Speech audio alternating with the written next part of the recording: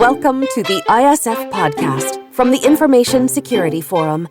The ISF podcast is hosted by ISF CEO Steve Durbin, and every episode he brings listeners features timely conversations, practical insights, and resources for global cybersecurity professionals. I'm producer Tavia Gilbert. Today, Steve is in conversation with Despina Spanou, head of the cabinet of the Vice President of the European Commission. Despina's work on security consists in coordinating all areas under the heading of the EU Security Union, ranging from counter-terrorism, organized crime, and cybersecurity to hybrid threats. She and Steve discuss EU initiatives designed to create a more secure online ecosystem, the future of EU cybersecurity regulations, and growing a talent pipeline on the continent. So I noticed you've got the European Union flag in the background there. Are you in your office or are you at home, or how does that work? So I'm speaking to you from my office, which is in the headquarters of the European Commission in the center of Brussels. This is the building that a lot of people see on the news that is called the Berlaymont, and it is a historical building that has been housing for years the President of the European Commission together with the College of the Commissioners. So as a head of cabinet for one of the Vice Presidents of the European Commission, my office is housed in this building. Excellent. And Despina, you're a member of the Athens Bar Association, and you've also got a PhD in European law from the University of Cambridge. So I'm curious as to how you came to develop expertise in cybersecurity. Tell us a little bit about the connection between law, cybersecurity, and what you are doing at the European Union. Well, first of all, as far as I am concerned, indeed, I studied law and I practiced law before I entered the European Commission as an official of the European Union, where I developed more expertise in policy making and legislative making. So in this capacity, one can find themselves in various types of policies and jobs.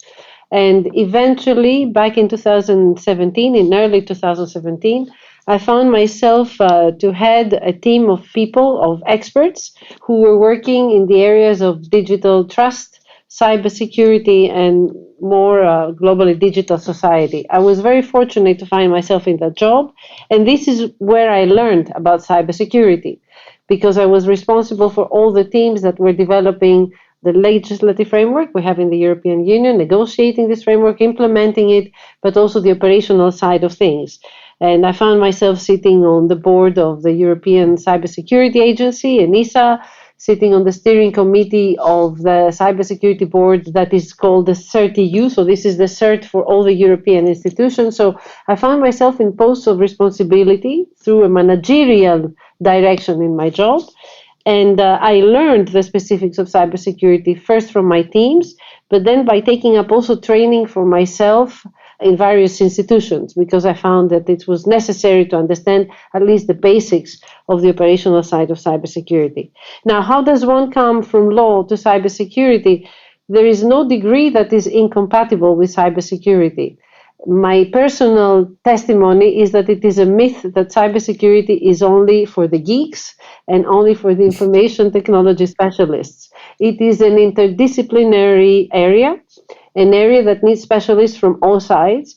You can't do it without the experts in information society, absolutely. You need experts in technology, people who know what they're doing with the machines and the systems, but these people also need the help of other specialists.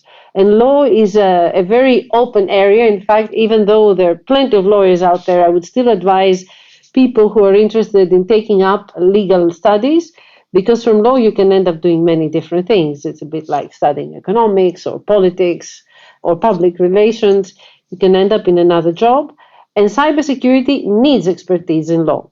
If you look some of the major threats and major challenges we're facing today, legal expertise is absolutely necessary. Today, cybersecurity is at a different level. It's not just about hackers trying to hack information or money through malicious activities. Cybersecurity touches geopolitics, touches history today. If you're looking at what's happening in the war that is going on in Europe's borders right now, in Ukraine, it is the best example one could give.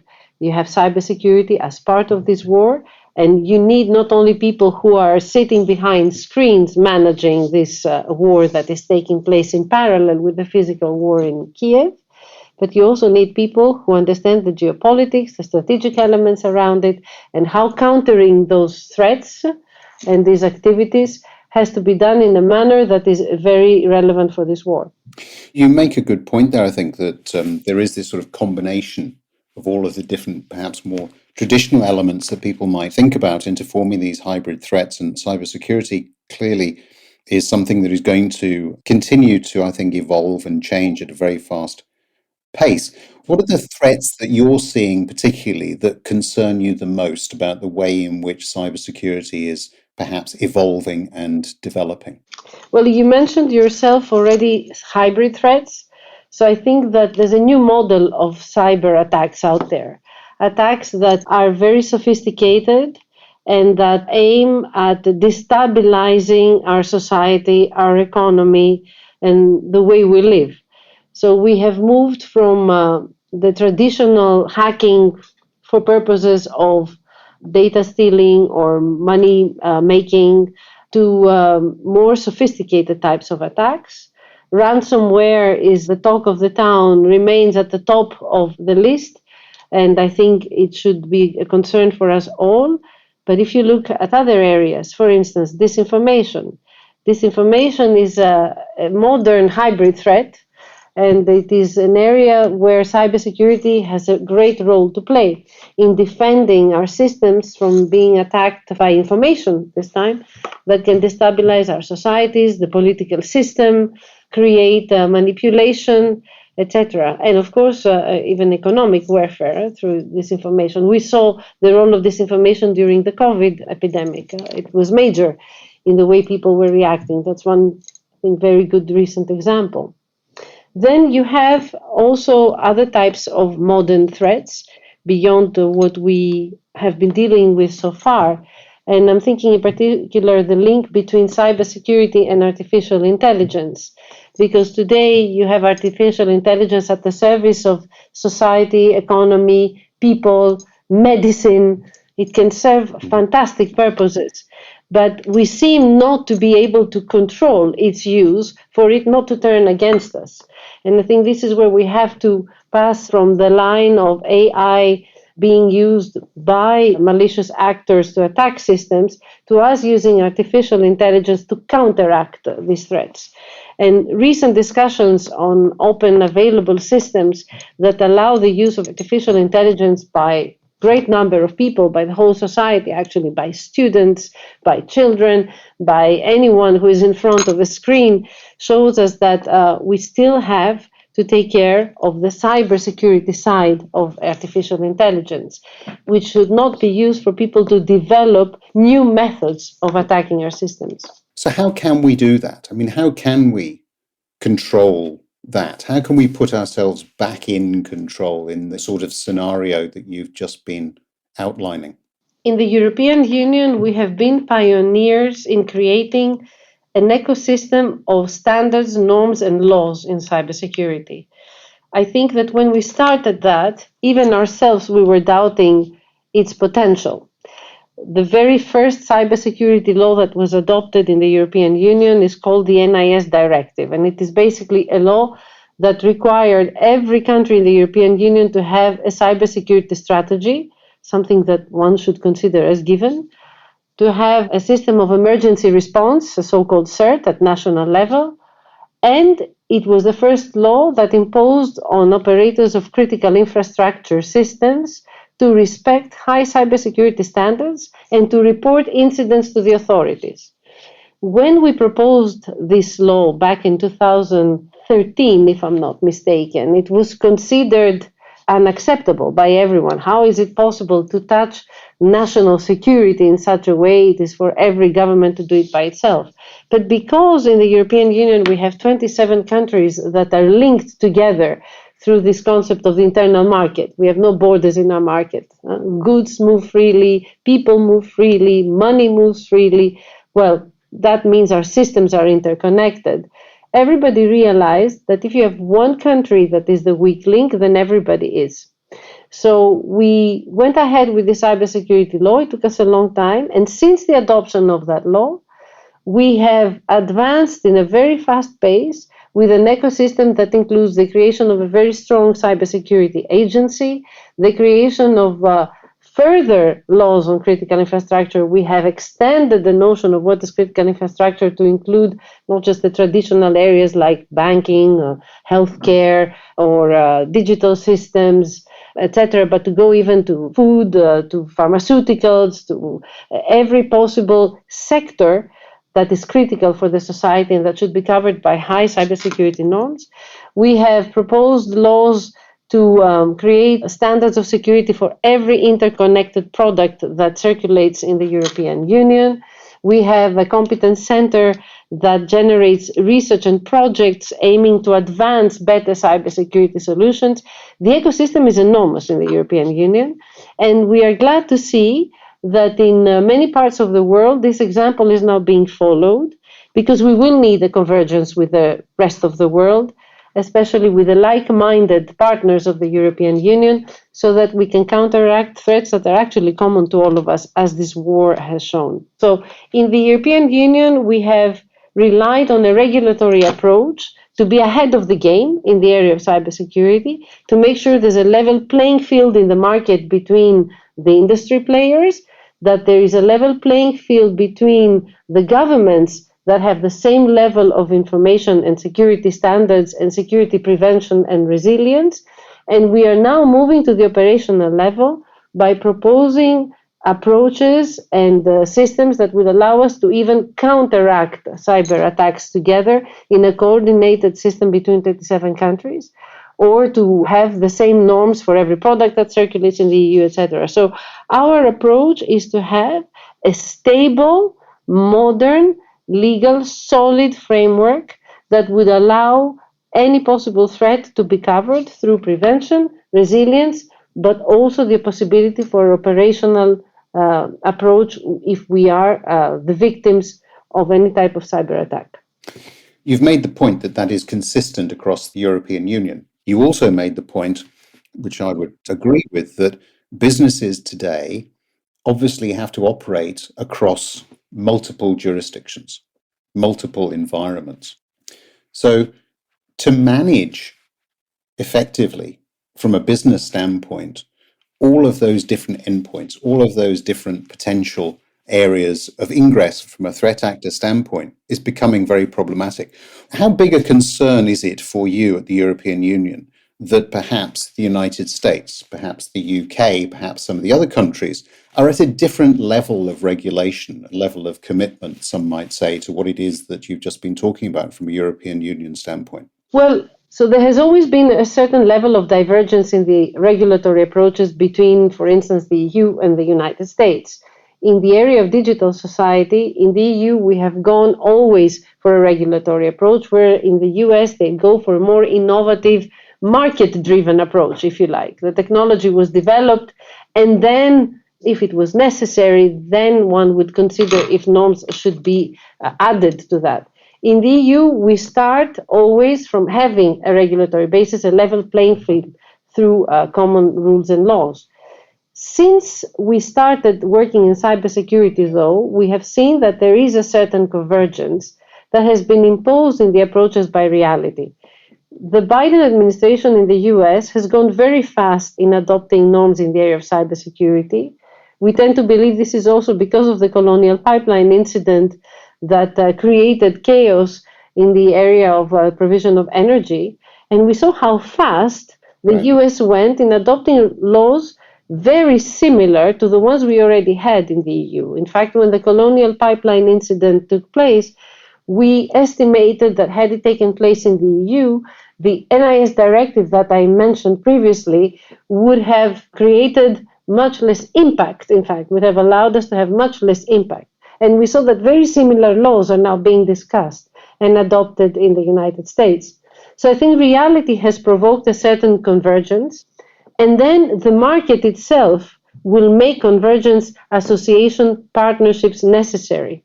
Right now, we are in a much more deep discussion with the United States in the area of cybersecurity, exactly because we realize how the threats are common.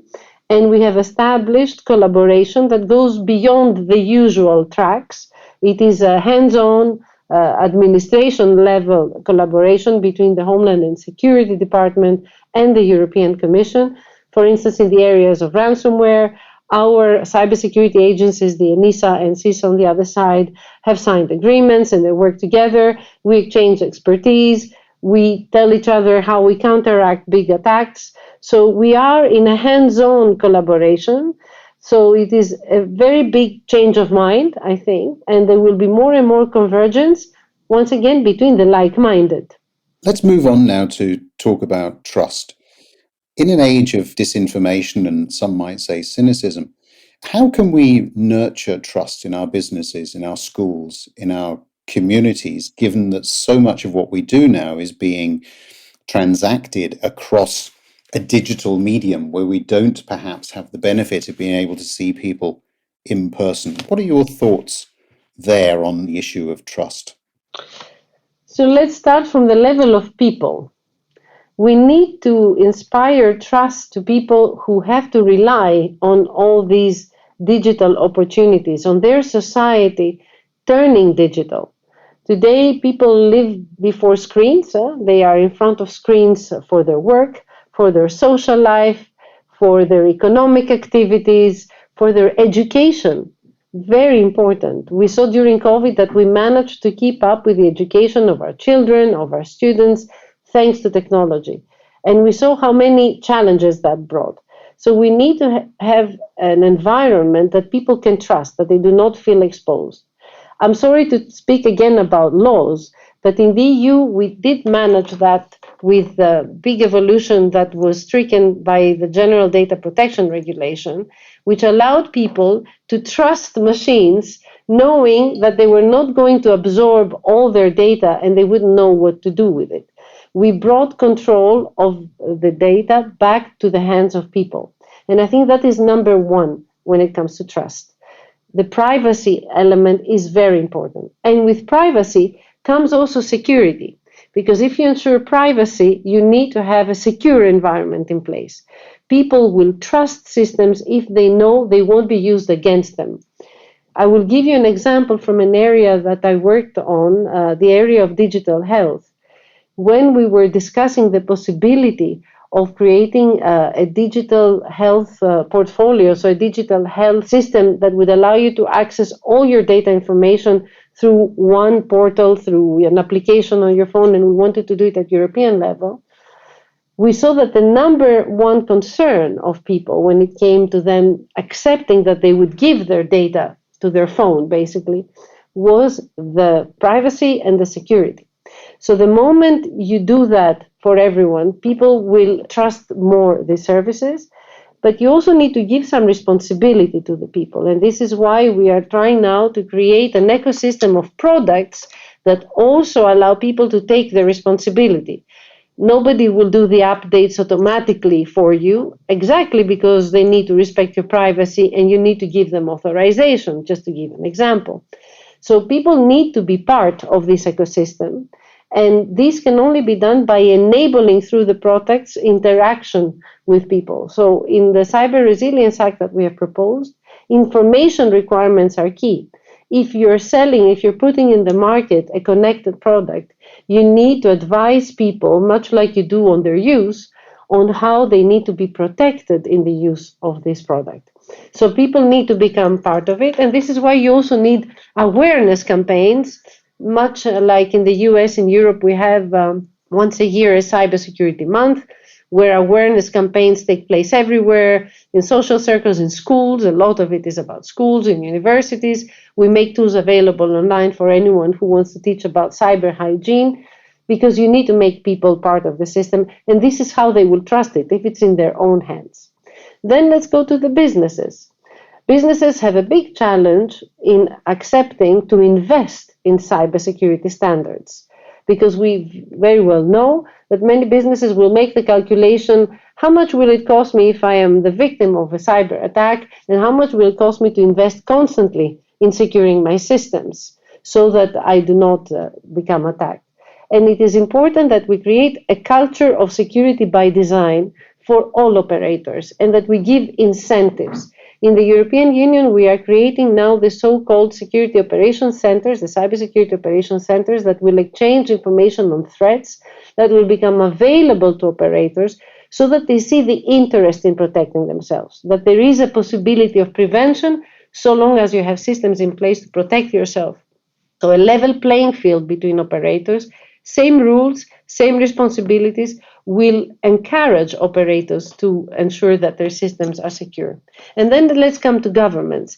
It's very important that you also have trust as a government that your operators will listen to you, will report important incidents so that you can protect the rest of your economy. Because if there is a big cyber attack in one sector, it may very well come in another. If it is in one company, it may come to the whole sector, etc. So it is very important also to have trust in the governments and work with them. We need more of this public-private partnership to happen. So trust is a matter of having the same system for everyone, the same rules, obligations, and responsibilities for everyone, and to create a system by which people will not be afraid, but rather be encouraged to use digital technology. At the EU side, this is what we have done, as I mentioned, through our ecosystem, but also by ensuring that we believe in the digital society. You know that in the current mandate of this European Commission, we have two very big priorities. One is ensuring the green transition of our society because of the challenges of climate change. And the second is the digital transition of our society. So we're telling everyone, to move ahead in life, we need to trust the digital systems. But for that, we definitely need everyone on board. And what I mentioned on privacy and security are the two conditions.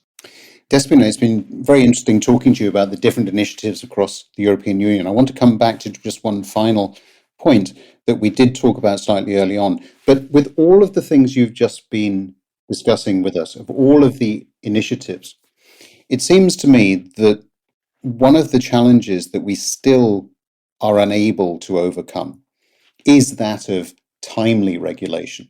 So do you think we're ever going to be able to get to a point where regulation is ahead of technology rather than playing catch up? And if so, how can we do that? Well, one would wish that technology advances fast and that it is not hampered by legislation. The point of legislation is not to hamper innovation. I mentioned earlier the General Data Protection Regulation. When we were proposing it, the reaction of the market was that it would be a disaster for technology. Look at us quite a few years later. It is an enabler of technology because of the trust that we just discussed. So I do not think that having legislation is in any way contradicting the advancement of technology. The way we make legislation in the European Union, first of all, is extremely democratic, extremely collective. We consult everyone and we rely on the advice of those that develop technology to tell us how to make legislation neutral and forward-looking. So everybody has a role to play when we make legislation, and believe me, they play it. And they play it throughout the process. They play it when we prepare it as European Commission, but then when we also negotiate it and we finalize the laws that are eventually being adopted. So I think we should not see the regulator as somebody who's outside the system of those who develop technology. The way we do it in the European Union is so collective that everybody has their responsibility to play when we develop laws. At the same time, laws have flexibility, laws have possibilities for reviews, and that can go very fast. If I mention the example of the NIS directive, which I think I spoke about earlier in the podcast, the first NIS directive went for the traditional critical infrastructure sectors, as I mentioned, energy, transport, healthcare, banking, etc. But then we saw what was happening in society.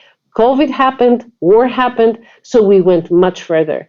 We included as critical infrastructure areas that nobody would have thought of, like pharmaceuticals, because we saw what happened with COVID and we felt that this is a sector that needs to be better protected. Food manufacturing, medical devices, etc., because these are areas where we saw more and more challenge. So the legislator has to stay also flexible, and this is something that we can do, and the technology providers need to do the same. They need to see rules as enablers and not as preventers of progress and evolution. There is one area we didn't cover, which is fundamental, and that is Okay. cybersecurity skills. Can I just say a few words on that? Sure, please do. Yes, of course. So, as I mentioned earlier, in the EU, we have this fantastic ecosystem of cybersecurity rules and norms that have endowed our public administrations, our governments, our industry, our people with all the tools they need to have a more secure society. The problem we have is that we don't have enough people to implement all these rules. And this is not a European Union exclusivity. This is a problem across the world. And this is taking us back to your original question to me, how a lawyer ended up in cybersecurity. We need more lawyers, more economists, more specialists to join cybersecurity. We don't have enough people, and we will need them at all levels of the market. And we will need to join forces between the public and the private sector because it won't be feasible otherwise. The public and the private sector cannot compete. The specialists will always have an interest in going in a private company than a public sector, but the public sector will need people. So this is why in the European Union we have now launched a very big project which is called the European Union Cybersecurity Skills Academy, which aims at bringing together expertise but also attracting interest in people who wish to enter the area of cybersecurity, because otherwise we won't manage. We can have rules, we can have laws, but if we don't have people on the ground to deal with cybersecurity, we won't be able to make it. The challenge is simply too big. We're talking at more than 300,000 vacancies in the European Union. I think it's triple that amount in the United States right now. And unless we attract people, these vacancies will not be filled. And I think we're looking at having more and more of those vacancies as the needs become more pressing. So for us, the biggest and the most pressing project in cybersecurity now is people. Bringing people in the area. We hope that this project of the EU Cybersecurity Skills Academy, which I call upon people to check, it will be an opportunity because it will bring together initiatives that are already out there offered by private operators closer to the people, but it will also allow younger generations to find the attractiveness of the sector, find opportunities to train, to skill, to upskill, and why not reskill for certain areas. So for us now, the challenge has to be addressed. Without the bridging of the cybersecurity skills gap, we simply won't be able to meet the threats that are before us. No, I absolutely agree. And I think that what I would add to that is some couple of things that I'm a particular fan of is almost a return to the concept of apprenticeship. So this assumption that you need to have been through tertiary education to have come out with some kind of degree before you can operate in this space. And that simply isn't true.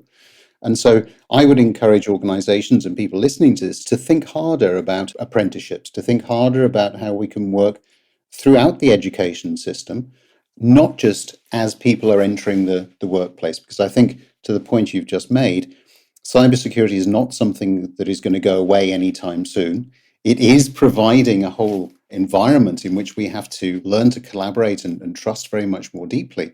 And that has to include educating to make sure that we have the right level of skill sets when we need them, where we need them. I couldn't agree with you more. Despina, as I said, fantastic talking to you. Thank you so much. Thank you too. Thank you very much. Thank you to today's guest, Despina Spanou. We'll be back next week with a new episode. In the meantime, listeners, will you take 10 seconds to pull up this podcast on whatever device you're listening and give us a 5-star rating? If you have a little more time, write a review. That really helps new listeners find us. So thanks. We invite you to listen to the ISF Analyst Insight podcast, which goes in-depth on the hottest topics in information security. In every episode, ISF analysts hand-select active security professionals from ISF member organizations to discuss how the implementation of ISF research is uniquely applied to their real-world context. We hope you'll listen, and of course, we'll put a link to that show in our show notes. If there's a topic or question that you'd like us to cover in a future episode, let us know at securityforum.org, which is also where you can find our catalog of past video and podcast episodes, as well as ISF's research, practical tools, and guidance related to discussions like today's. The ISF podcast is produced by Talkbox Productions and Tavia Gilbert, with music by Alexander Filipiak, senior producer Katie Flood. Mix and master by Kayla Elrod. Thanks for listening.